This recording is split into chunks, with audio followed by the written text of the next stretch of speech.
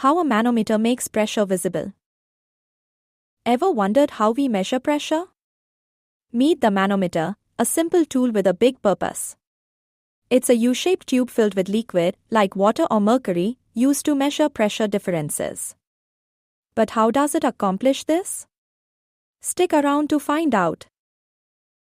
One end of the manometer connects to a pressure source, such as a gas container, while the other stays open to the atmosphere.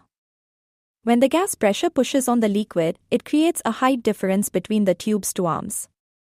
This liquid imbalance holds the key to understanding pressure. The height difference in the liquid levels tells us how much greater, or lower, the gas pressure is compared to atmospheric pressure. The higher the liquid column on one side, the greater the pressure difference. It's a simple, elegant way to visualize an invisible force. From science experiments to industrial applications, the manometer plays a vital role in measuring pressure accurately.